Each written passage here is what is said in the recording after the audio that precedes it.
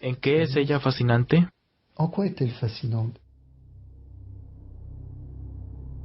Esta pasa por un conjunto de técnicas físicas, respiratorias, psíquicas, de concentración ya sea mental o visual, que están diseñadas para eliminar cualquier actividad del sujeto.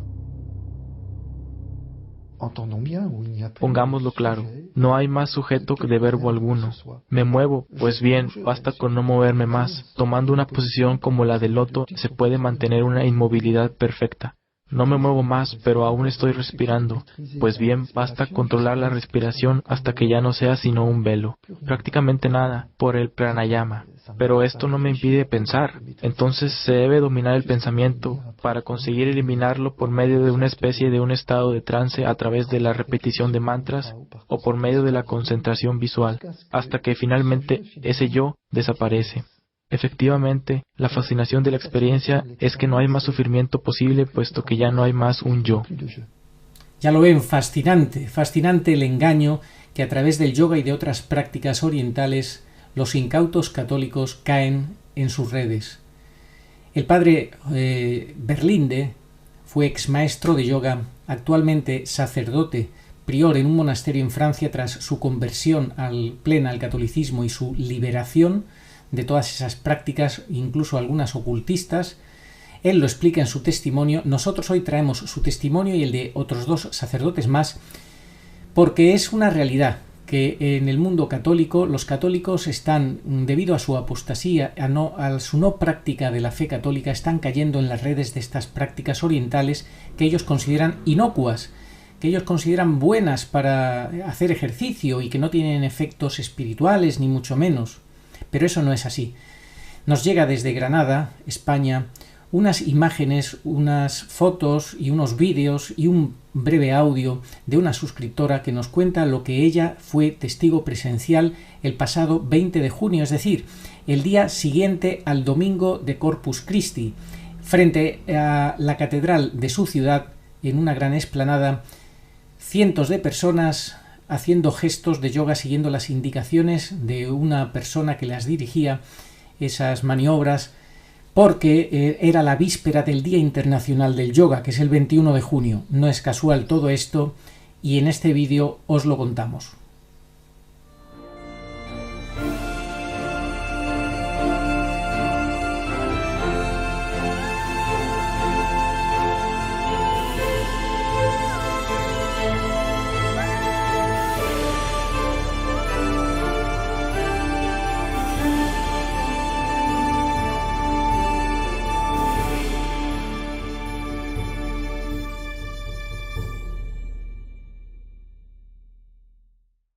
Tres sacerdotes advierten con firmeza de los peligros del yoga y de las prácticas ocultistas. Muy buenas, saludos cordiales en Cristo y María. El pasado 20 de junio, como os decíamos, en Granada, una vez más asistíamos a lo que es la gran apostasía en la fe de la Iglesia. La gente, en gran número, seguramente todos o la inmensa mayoría bautizados, se ponían a hacer gestos de yoga enfrente a la catedral, en una gran explanada. Esto no es casual. Esto no es casual y es la víspera, lo hacen justamente por la tarde, la víspera del Día Internacional del Yoga. Nos lo cuenta una suscriptora de Granada que fue testigo y que tomó dichas imágenes. Los pulmones se abren, la caja torácica se expande, curamos problemas de respiración y mejoramos el ritmo cardíaco. Exhalo, inhalando vamos arriba, arriba, arriba, arriba los brazos. Estira la cabeza y exhala. Y redondo. Exhala.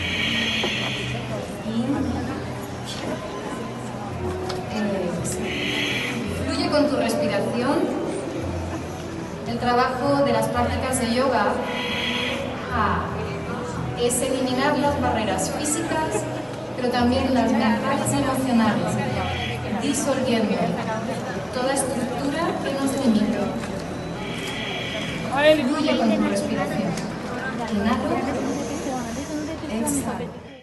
Por la catedral, en el interior de la catedral y a su finalización, pues empezamos a salir del templo. ¿Cuál fue la sorpresa mía y de muchos feligreses? Que nos encontramos que en la plaza, en la que se ubica pues la catedral, se estaba celebrando el encuentro internacional, el Día Internacional de Yoga. Para los que todavía crean que el yoga no tiene nada perjudicial y que no seamos tan radicales, no veamos cosas donde no las hay, pues voy a dar una serie de datos antes de seguir con mi testimonio. El Día Internacional de Yoga fue establecido por las Naciones Unidas en diciembre de 2014. Se eligió para su celebración el día 21 de junio. Es decir, anualmente el 21 de junio se celebra pues, el Día Internacional de Yoga. Para muchos de ustedes les parecerá algo casual, pero como en esta vida no hay nada casual, y menos cuando tratamos con el enemigo, decir que el 21 de junio es el solsticio de verano. Y da la coincidencia, vamos a decir coincidencia, que ese día es considerado como un día muy importante para la mitología hindú, ya que lo marca como un evento que podría considerarse el comienzo de la ciencia yógica. Todos sabemos que el comienzo de los solsticios, pues para algunos es abrir ciertas puertas y hacer ciertos rituales y en fin, no me voy a extender con esto porque me voy a centrar en el testimonio. Pero si ustedes se fijan, la elección del espacio público elegido no es casual. Es enfrente de la catedral que está bajo la advocación de la Anunciación. Puede ser muy tentador el no sufrir, pero ¿cómo estaba usted después de haber vivido estas experiencias?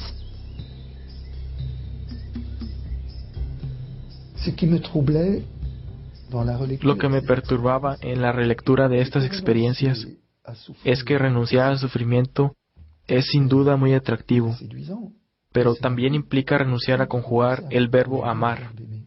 Porque si yo no puedo sufrir más, yo no puedo amar más. No hay más yo conjugando el verbo amar. En verdad me preocupaba mucho. Y es un punto sobre el cual quiero insistir, porque creo que es traicionera la presentación que se hace de las tradiciones orientales en Occidente, donde casi hemos olvidado este radicalismo de la desaparición del yo que implica, y sí que implica, que el amor es una ilusión. Para Oriente, Buda dice que el amor es una ilusión que debe eliminarse tanto como el odio, puesto que el amor, como el odio, mantiene la ilusión de alteridad del otro. Si bien Occidente no va hasta este radicalismo, pretende que uno puede unirse a la experiencia de inmersión en la gran energía, en el gran todo, diciendo que esta energía se manifiesta como amor. Estoy envuelto en el amor, en el calor del amor. Pero como veíamos antes, el propio padre Joseph Marie Berlinde, que fue ex maestro de yoga, él tiene muy claro que no existe el yoga cristiano. Es todo un camino ajeno al que confiesa la fe. El horizonte del yoga no es nada bueno. Hay que tener muchísimo cuidado porque él fue testigo. Él lo sufrió en carne propia. No hay yoga cristiano, sino que hay cristianos que hacen yoga, dice el padre Berlinde, sacerdote y prior de un monasterio en Francia. Su diáfana reflexión, sustentada en la experiencia, cuestiona los argumentos que presentan al yoga como simples y benéficos ejercicios de acondicionamiento físico y psíquico. En su libro La experiencia prohibida, del que presentaremos algunos extractos, amén de pasajes de una entrevista emitida por Net for Good Production, nos transparenta verdad y la pasión por su respuesta fiel a Dios, quien finalmente conquistó su alma.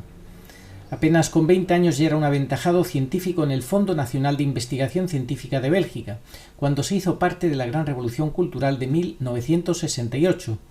Yo era investigador de química nuclear y los medios científicos y de investigación se encontraban en plena efervescencia. En ese momento me dejé llevar por esa ola. Me enfoqué hacia las propuestas de Oriente que invadían el horizonte de la cultura occidental. La revolución de las estructuras y de la conciencia. Ni su sólida educación cristiana, como tampoco la innata cualidad crítica de su ser científico, impidieron que fuera impactado por el movimiento de estructuras en la sociedad de la época, y un día cualquiera se quedó absorto ante un afiche publicitario que invitaba a practicar la meditación trascendental, aquello de ser una vía simple, fácil y eficaz, dice, para llegar a estados superiores de conciencia, y una autorrealización plena era irresistible. Me entregué a practicar intensamente, detalla el padre Berlinde, hasta el punto de que llegué a encontrarme tan ensimismado como si estuviera fuera de la realidad e incapaz de asumir mi labor en el laboratorio donde trabajaba. Estos son los primeros frutos que genera el yoga, fijaos. Fuera de sí, ensimismado, fuera de sí y a la vez demasiado ensimismado, pero fuera de la realidad. No podía concentrarse, no podía hacer bien la labor en el laboratorio donde trabajaba.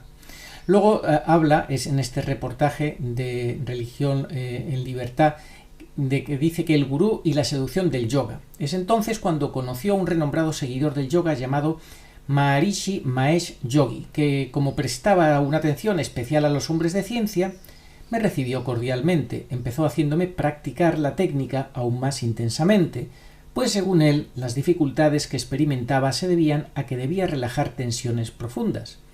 Tras ese tiempo de, entre comillas, purificación, me propuso convertirme yo mismo en maestro de la meditación y me formó para ello. Por casi 3 años exploró en las afamadas bondades del yoga, permaneciendo en una comunidad espiritual, ashram, en la India.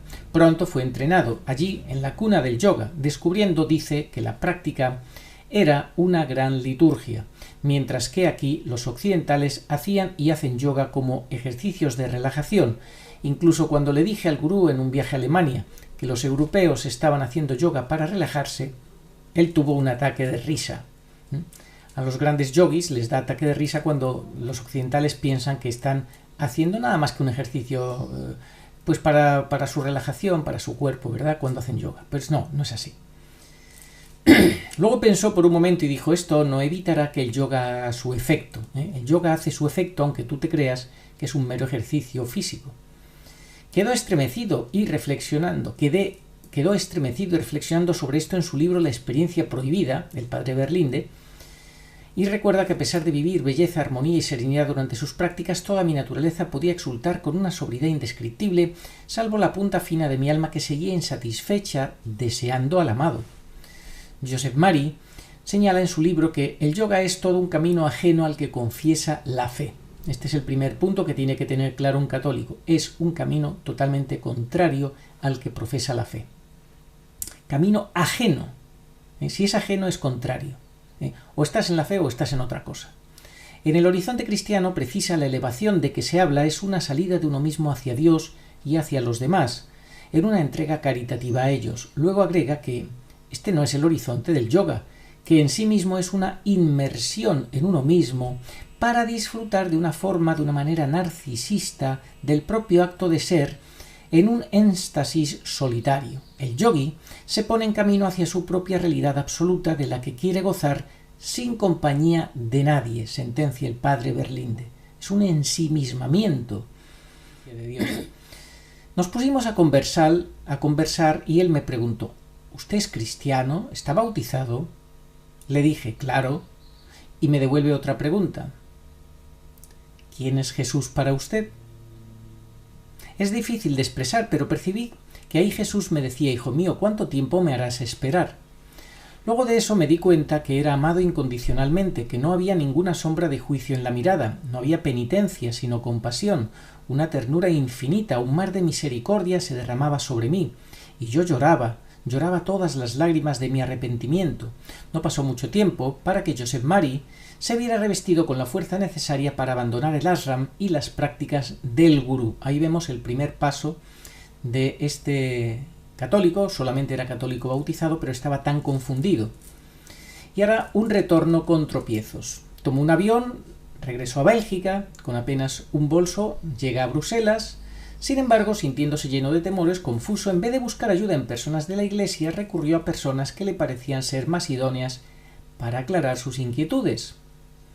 Estaban adaptados a la corriente de las tradiciones transmitidas del hinduismo, pero tenían también como referente los evangelios. Este es el gran engaño. Utilizan evangelios, utilizan ciertas nomenclaturas de hablar de Cristo y demás, pero en el fondo no son en absoluto ni siquiera cristianos.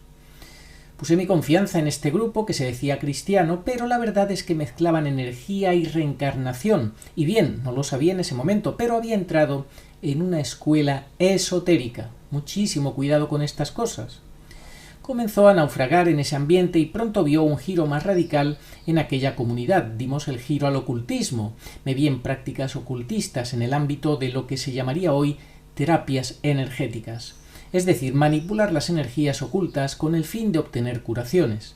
Me volví amigo de un naturista y se admiró de mis habilidades como medium usando las fuerzas ocultas sin dificultad para penetrar en la mente de otros. Fijaos en lo que se estaba metiendo que luego sería sacerdote. En las cosas, en el ocultismo que se estaba metiendo. Estas sesiones de curación ocupaban todo mi tiempo. Todo mi tiempo libre, pues en realidad no había, entre comillas, sanación, solamente un desplazamiento de síntomas. Esta es la realidad. Los que practican el Reiki y todas estas cosas que le llaman de energías y demás, creen que están sanando, pero es un engaño más del maligno. Aún así comencé a participar en la Eucaristía, puntualiza, aunque no me había atrevido a confiar en los representantes de la Iglesia y prolongaba mis tiempos de oración con el Santo Rosario. Paulatinamente tomé conciencia de la enajenación sutil que padecía a raíz del trabajo con estas entidades, sobre todo cuando un día se manifestaron. Y aquí viene el punto clave definitivo en su conversión total. Honesto, Joseph Mari confidencia que escuchó extrañas voces en su trabajo. Tenía un grupo de manipulaciones que llamábamos colectividad magnética. Y en un profundo silencio oía a alguien y decía cosas, pero en la realidad nadie me llamaba. Estaba muy preocupado, ya que se repetía siempre. Entonces se lo comenté a los dirigentes del grupo, quienes se rieron y me dijeron: «Para nada, no te lo hemos dicho». Pero es evidente que ejerces tales poderes sin la ayuda de los espíritus, son ángeles sanadores. Fijaos, ángeles le llaman a los demonios. Pero continuó esclavizado por estos, entre comillas, ángeles sanadores, al extremo que en un viaje a París, cuando acudió a una Eucaristía al mediodía, en el momento de la consagración, cuando el sacerdote dice por él, con él y en él, escuché a estos seres blasfemar vergonzosamente de Cristo. Quedé petrificado. En ese instante comprendí que había sido engañado, abusado. Al final de la celebración busqué al sacerdote y le conté mi historia y me respondió: «Eso no me asombra, soy el exorcista de la diócesis». Luego de este primer encuentro de liberación, y este detalle es muy importante, iba todos los días a misa y no pasaba nada, los espíritus o entidades se ocultaban. Esto es lo que suelen hacer para que la gente no sepa en qué manos se está poniendo. Sabían que era mejor quedarse quietos, pero la autoridad que tenía el sacerdote los obligó a rebelarse para hacer la gran limpieza. Pude ser finalmente liberado con oraciones intensas. Confidencia. O confiesa este sacerdote. La llamada al sacerdocio maduraba en el corazón del padre Joseph Mari desde que había regresado de la India. Esta vez, señala, decidí aferrarme a la Iglesia, tomándome el tiempo necesario para comprender mi historia a la luz del Evangelio. Es así que luego de 10 años de formación fue ordenado sacerdote en 1983, integrándose en la comunidad monástica de San José, donde es prior de un monasterio en Francia hasta la fecha. Bueno, yo actualmente no he confirmado si este hombre sigue vivo o ha muerto, pero es suficiente saber que hace casi 40 años pues ya era prior de un monasterio, convertido totalmente y dando este testimonio tan valioso de cuál es la realidad que se esconde en el ocultismo, en el yoga y en estas prácticas orientales con energías, imposición de manos. Dice el padre Ghislain Roy: a menudo las prácticas orientales se vuelven hacia divinidades e ídolos. Mucho cuidado, porque la gente no le da importancia, pero esa es la realidad. Cada vez hay más personas, dice el padre Ghislain, que invaden sus casas con budas, máscaras africanas, ídolos, divinidades hindúes. Después de que viajan a la India, todos estos países se compran o incluso les regalan objetos y ellos se lo llevan tan a gusto a sus casas, inconscientemente. Vamos a ver cómo lo cuenta él. En el 2006 fui a la India con un grupo católico. Después de 15 días me sentía tan oprimido que aunque el viaje era por 3 semanas, me volví antes. Todas estas prácticas se vuelven hacia divinidades, como en el caso del yoga. No existe el yoga cristiano, dice lo mismo. El padre Ghislain dice lo mismo que el padre Berlinde. No existe el yoga cristiano, como un modo de relajarse solo físicamente. Las posturas del yoga son de divinidades hindúes y abren la posibilidad de infestarnos con lo oculto. Qué pena que haya católicos que se crean que eso no tiene ningún problema, que no, que todas las religiones son buenas, todo está bien, que no pasa nada, que no, que eso del ocultismo y de infestarte de demonios, que eso nada. Bueno, pues aquí lo está contando este sacerdote, lo está confirmando también. Como decía el padre Josep María Berlinde, dice el padre Ghislain Roy, que estuvo 20 años en la India, si dices a un hindú que haces yoga para relajarte sin incluir la religión, él se va a mofar de ti. Él se mofa de ti, se ríe. Porque sabe que en la práctica del yoga, a través de las posturas adoptadas, está la práctica de la religión. Y por tanto, dice el padre Ghislain Roy, se necesita discernimiento, mucho cuidado con todas estas cosas. Por ejemplo, en la acupuntura no se trata solo de recibir unas agujas, hay que ver quién te las pone. Yo puedo contar que a mí me pasó hace más de 20 años, que tuve la mala idea de ir a unas sesiones de acupuntura, que por cierto me hicieron firmar un documento en el cual ellos se desligaban de cualquier responsabilidad si me pasaba algo, y yo como un tonto lo firmé y me puse en manos de no se sabe quién. Eso no me salió gratis, me puso el sistema nervioso como una moto, realmente. Me arrepentí muchísimo de esas 3 o 4 sesiones, me arrepentí muchísimo, y ahora no se me ocurre, ni aunque me paguen dinero, ni nada, por nada que me ofrezcan del mundo me pongo yo en manos ni de todas estas cosas. También asistí a sesiones de shiatsu, de relajación, pero son personas que tú no sabes quiénes son, qué imposiciones de manos te hacen y qué cosas, y a qué riesgos te expones. Sigue el padre Ghislain Roy. Esa persona hace prácticas ocultas, esa persona que te pone agujas, acupuntura, ¿hace prácticas ocultas?, se pregunta él. ¿En manos de quién te estás poniendo? Si ve los médiums y después practica la acupuntura, transmite lo oculto a través de los dedos. Lo mismo sucede con el Reiki, una práctica oriental donde se trata de utilizar la energía cósmica. Algunos se vuelven médiums del Reiki y manipulan la energía como forma de sanación, supuesta forma de sanación. Pero detrás de esa energía se esconde nuevamente lo oculto, porque de la manera en que se practica el Reiki se abren las puertas al demonio. En un congreso de exorcistas realizado en Roma el año antepasado, 2 personas dieron testimonio que habían sido liberadas del demonio del Reiki, concluye el padre Ghislain Roy. Otra pregunta que le hacen es, ¿qué son los chakras? Los adeptos plantean que son 7 puntos de energía en el cuerpo. Lo importante es no hacer prácticas orientales porque muchas se vuelcan a ídolos y divinidades. A ver si nos enteramos ya de una vez por todas los católicos que lo importante, como dice el padre Ghislain Roy, es no hacer prácticas orientales porque muchas se vuelcan a ídolos y divinidades que en el fondo son demonios. Un médico español que había estado en los templos hindúes se dejó marcar con signos por sacerdotes hindúes. En uno de mis retiros tuvo una manifestación y, aunque ha tenido varios exorcismos, aún está poseído por el diablo. No solo nos volvemos entonces hacia una estatua de piedra, detrás de esos ídolos y divinidades se esconden los demonios. Lo mismo sucede con la tabla Ouija, que es el nombre de un demonio al que se invoca. Sin embargo, la gente generalmente no lo sabe. Un sacerdote tuvo que ir a bendecir una casa donde se jugaba con la tabla Ouija, ya que ahí había todo tipo de manifestaciones diabólicas. Es bastante claro lo que está diciendo el padre Ghislain Roy, ¿verdad? Pues vamos a ver la tercera pregunta que le hacen. ¿Qué diría una persona que tiene un Buda en su casa, pero tan solo como una decoración? Ha ido a un viaje, se lo ha comprado, se lo han regalado como recuerdo.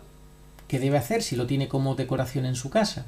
contesta el padre Ghislain Roy, que lo saque rápidamente de su casa. ¿Cómo podemos ser cristianos y acoger ídolos en nuestras casas? Nuestra fe está en Cristo Jesús. Aunque veamos al Buda como una simple decoración, en cuanto tenemos en nuestra posesión uno de estos objetos, de alguna manera, estamos diciendo que creemos en ellos. Detrás de cada ídolo se esconde un demonio. Si acoges a un Buda, puede ser que ese objeto esté infestado, se pierde la paz del hogar, se duerme mal, las parejas se pelean o los niños ya no se sienten cómodos en casa porque la llenamos con ídolos y divinidades, pues que son demonios. Esto es lo que decía el padre Ghislain Roy. Y ahora vamos a terminar con las declaraciones que hace el artículo que firma el padre James Manhackal, que dice claramente que el yoga en la filosofía y en la práctica es incompatible con el cristianismo. Es incompatible. Ya vemos 3 sacerdotes, el padre Berlinde, el padre Ghislain Roy y el padre James Manhackal, que tienen clarísimo que yoga es incompatible con la fe católica y sin embargo cada vez lo hacen más popular en los países de tradición católica y la gente en su gran apostasía desprecia su fe, no vive su fe y se entrega a estas prácticas orientales con el riesgo que estamos comentando. El padre James Manhackal dice que como cristiano católico nacido en el seno de una familia católica tradicional en Kerala, en la India, él es de la India y por tanto conoce de primerísima mano toda esta realidad, pero habiendo vivido entre hindúes y ahora como religioso, sacerdote católico y predicador carismático en 60 países de los 5 continentes, creo que tengo algo que decir sobre estos efectos perniciosos que tiene el yoga en la vida y en la espiritualidad cristiana. Sé que hay un interés creciente por el yoga en todo el mundo, incluso entre los cristianos, y que también ese interés se extiende a otras prácticas esotéricas y de la nueva era como el Reiki, la reencarnación, la acupresión, la acupuntura, la sanación pránica o pranoterapia, la reflexiología, etc. Métodos sobre los que el propio Vaticano ha prevenido y avisado en su documento Jesucristo portador del agua de la vida, esto antes de Bergoglio, por supuesto. Para algunos el yoga es un medio de relajación y de alivio de la tensión, para otros es un ejercicio que promueve la salud y el estar en forma, y para una minoría es un medio para la curación de enfermedades. Así ellos creen ingenuamente, lamentablemente. En la mente del católico medio, ya sea laico o del clero, lamentable ver cómo en las parroquias lo están promoviendo sacerdotes y religiosas lo practican pues de una forma desaforada. Qué pena tantos religiosos y religiosas que están practicando el yoga y estas prácticas con tanto peligro como estamos viendo. Hay mucha confusión, pues el yoga, según se promueve entre los católicos, no es exclusivamente ni una disciplina relacionada con la salud, ni tampoco una disciplina espiritual, sino que se usa pues unas veces como una cosa, otras veces como otra, y frecuentemente se mezcla todo. Pero el hecho es, dice el padre James Manhackal, que el yoga es principalmente una disciplina espiritual. Esto es un hecho. Esto no es discutible. Esto, los que dicen, no, el yoga tal cual, no es discutible. El yoga es ante todo una disciplina espiritual. Y esto hay que tenerlo claro, clarísimo. Y dice el padre James Manhackal, sé que incluso hay sacerdotes y hermanas en seminarios y noviciados que aconsejan el yoga como una ayuda para la meditación y para la oración. Fijaos qué aberración usan esas prácticas religiosas anticatólicas, sí, anticatólicas. Ya lo estamos explicando por qué, los riesgos que suponen. Pues las utilizan como ellos creen que es una ayuda para la meditación y la oración.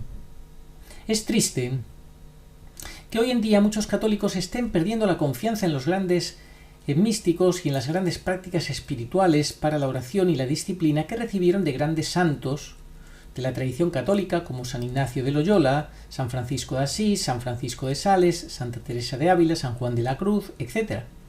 Y ahora sigan espiritualidades y místicas orientales que provienen del hinduismo y del budismo.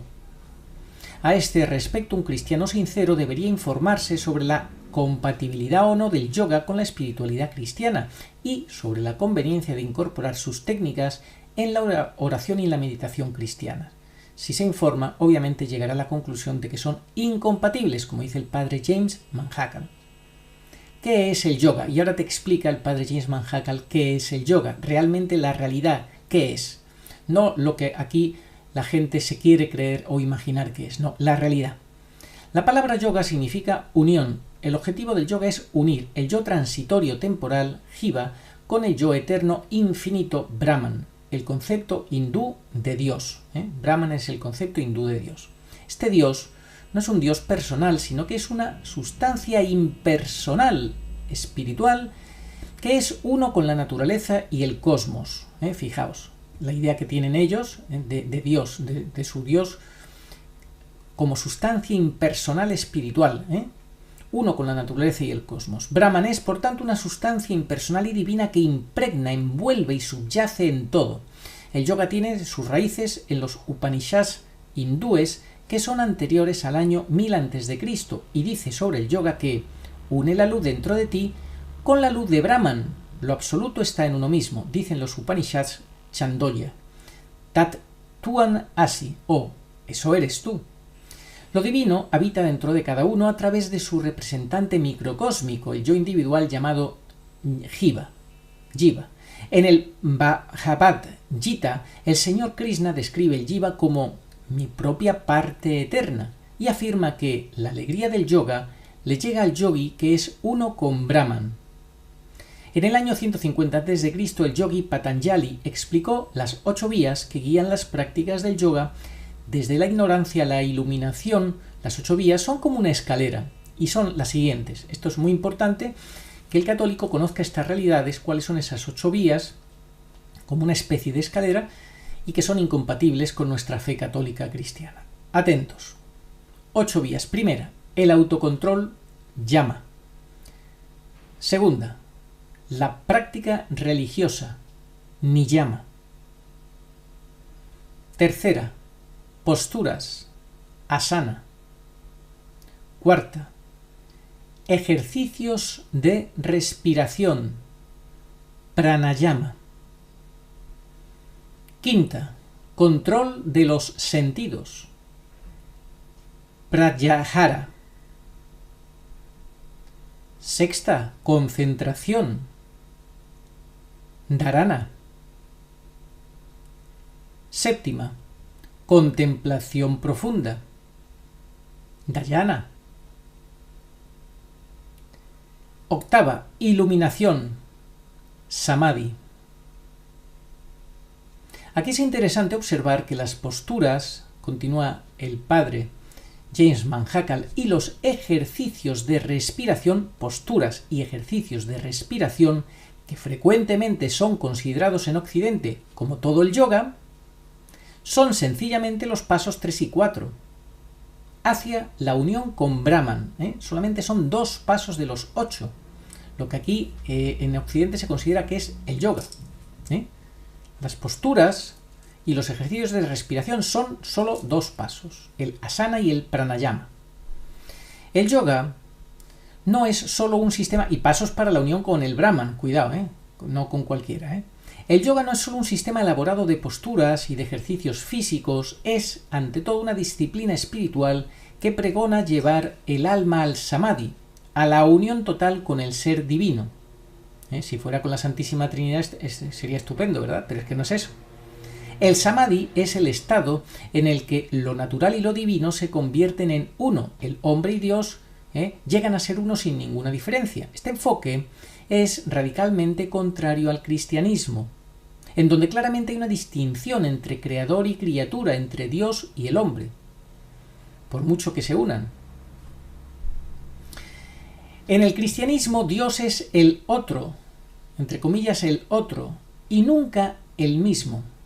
Es triste que algunos promotores del yoga, reiki o de otras disciplinas o meditaciones distorsionen algunas citas de la Biblia. Claro, eso es lo que hacen, distorsionar citas de la Biblia, al citarlas aisladas para corroborar sus argumentos tales como: sois templo de Dios, el agua viva fluye en ti, estaréis en mí, yo estaré en vosotros, ya no soy yo quien vive, es Cristo quien vive en mí, etc., sin entender el contexto ni el auténtico, completo, profundo significado de estas palabras que están contenidas en la Biblia. Hay gente que retrata a Jesús incluso como a un yogui, como actualmente podemos ver en imágenes de Jesús en conventos, capillas y presbiterios. Fijaos qué barbaridad pintar a Jesucristo como si fuera un yogui. Jesús está representado en posturas de meditación de yogui. ¡Qué barbaridad! Decir que Jesús es un yogui es denegar su divinidad, santidad y perfección intrínseca. Es como una forma de insinuar que él tenía una naturaleza imperfecta sujeta a la ignorancia y a la ilusión o maya, y que necesitó ser liberado de su condición humana mediante la práctica y la disciplina del yoga, lo cual es obviamente una gran falsedad. El yoga es incompatible con la espiritualidad cristiana porque es panteísta. Dios es todo y todo es Dios. Y sostiene que existe una realidad única y todo lo demás es ilusión o maya. Fijaos que esto está ya en relación con las enseñanzas de la doctora Ángeles Sánchez Arechaga, que nos habla en esta cuarta revolución, que es la revolución de Acuario o de la New Age, en la cual entra todo esto del orientalismo y del panteísmo.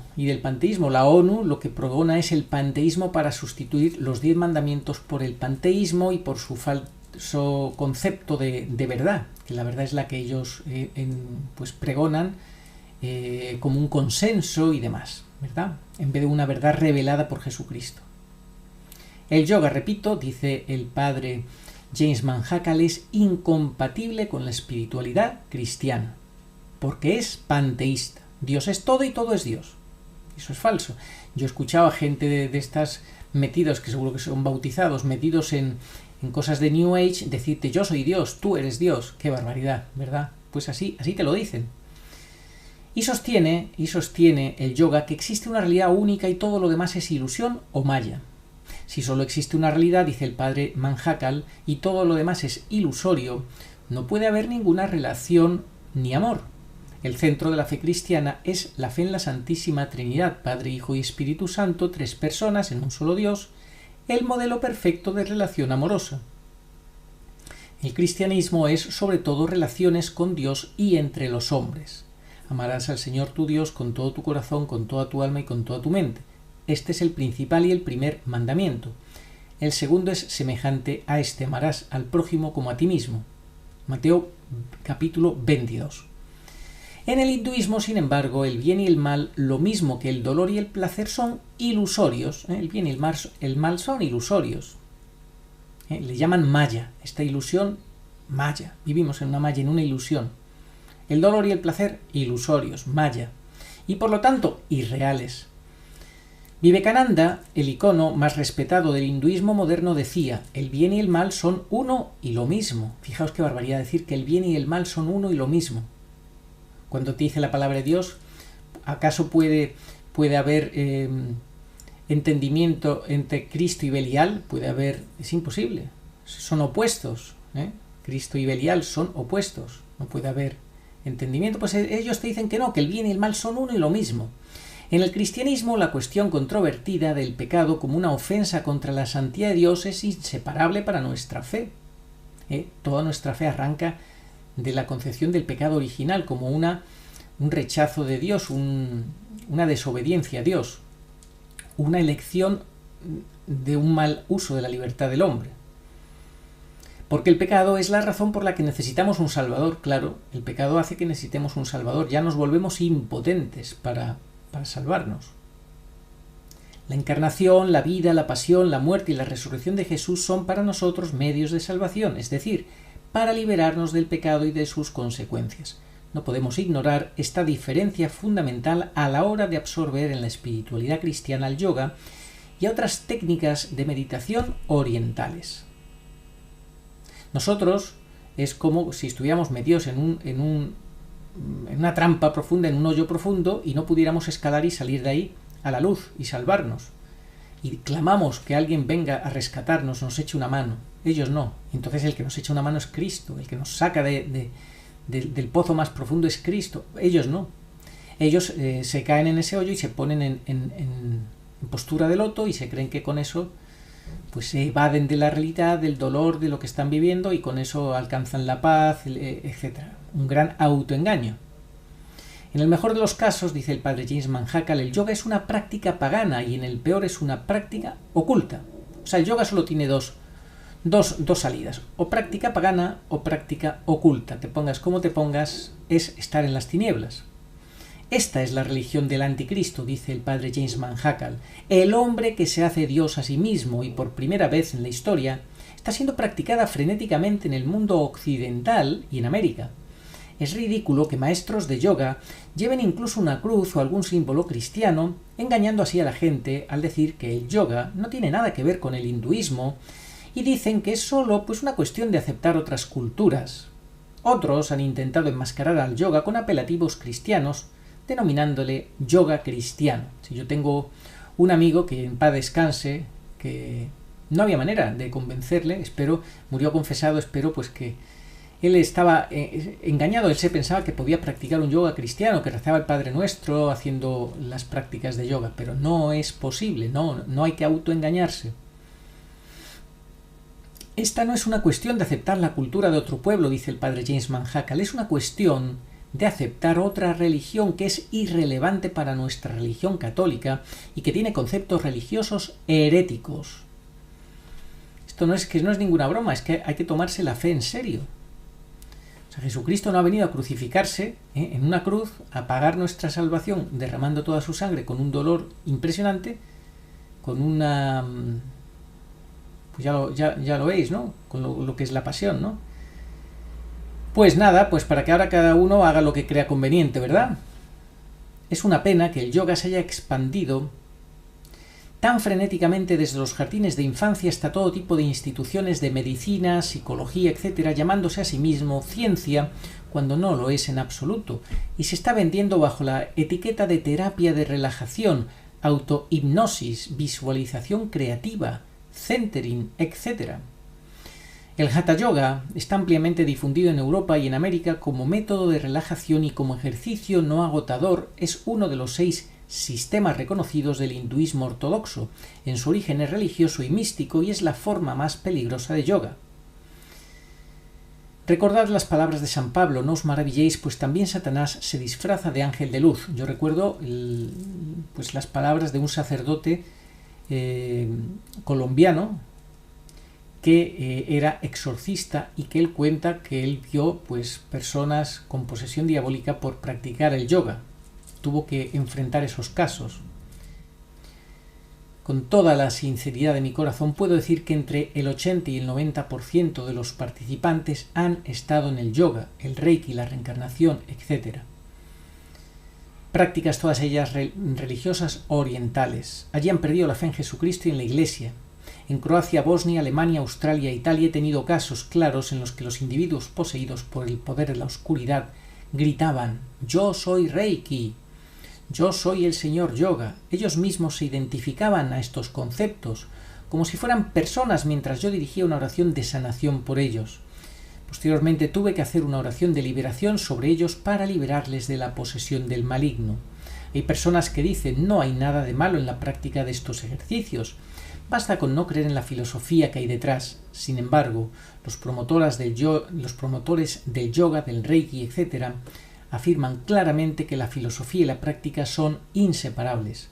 Por eso, un cristiano en ningún caso puede aceptar la filosofía y la práctica del yoga, ya que el cristianismo y el yoga son 2 puntos de vista que se excluyen mutuamente. El cristianismo ve al pecado como el principal problema del hombre, lo considera como un fracaso a la hora de ajustarse tanto a los estándares como al carácter de un Dios moralmente perfecto. El hombre está distanciado de Dios y necesita la reconciliación. La solución es Jesucristo, el Cordero de Dios que quita el pecado del mundo.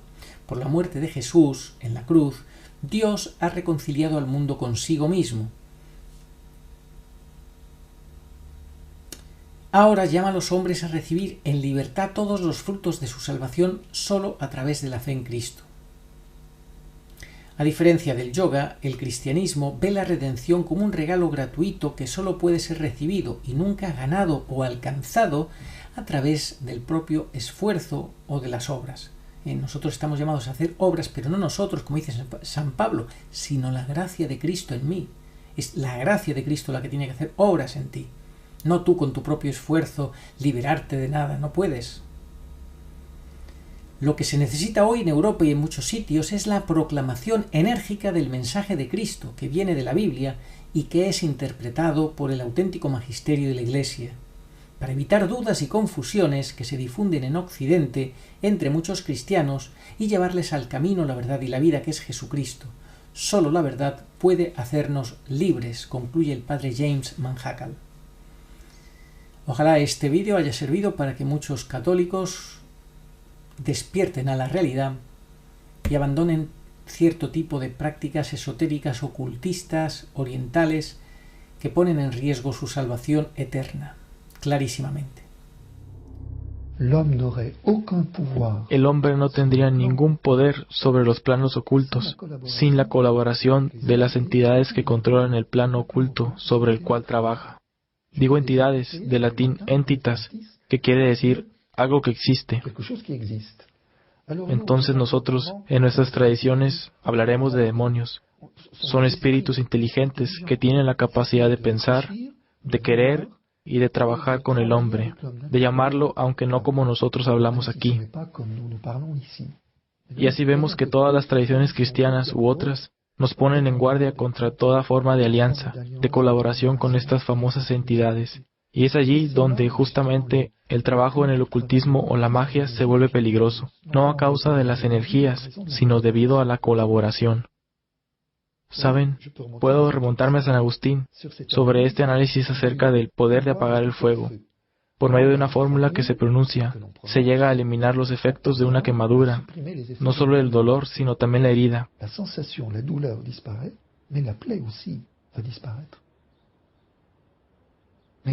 Pero, ¿cómo puede el hombre tener tal poder?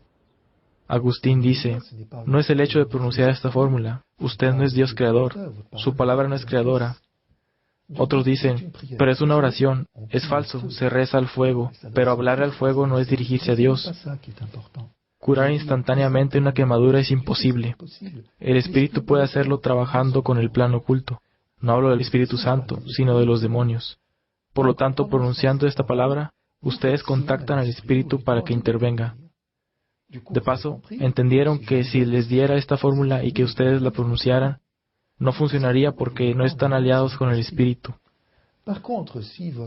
Por el contrario, si su abuela les dice, tengo el poder de apagar el fuego, envejezco, ¿quieres recibirlo? Pueden decir, sí, abuela, quiero hacer bien. Eso basta, aceptaron, entre comillas, el don, el poder. Es decir, el Espíritu lo reconoce y de ahí en adelante, mientras que hace 5 minutos la fórmula no funcionaba cuando la pronunciaban, ahora que la recibieron de su abuela, ustedes se unieron a una tradición. Ahora funciona. ¿Ven que no es la fórmula en sí? Es simplemente que es necesario inscribirse a un linaje iniciático. Es una iniciación implícita en el consentimiento que se dio al recibir el poder. Oración a Nuestra Señora de todos los pueblos. Señor Jesucristo, Hijo del Padre, manda ahora tu Espíritu sobre la tierra.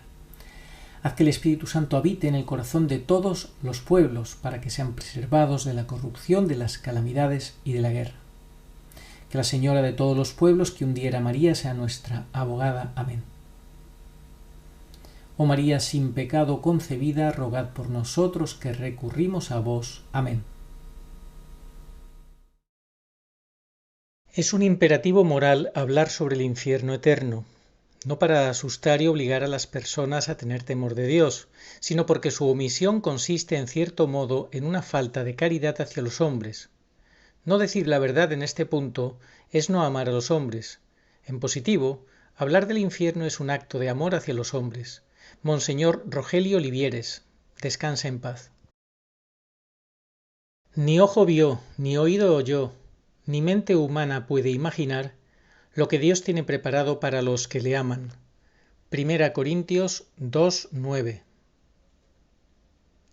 Sí, vengo pronto. Amén. Ven, Señor Jesús. Apocalipsis 22:20.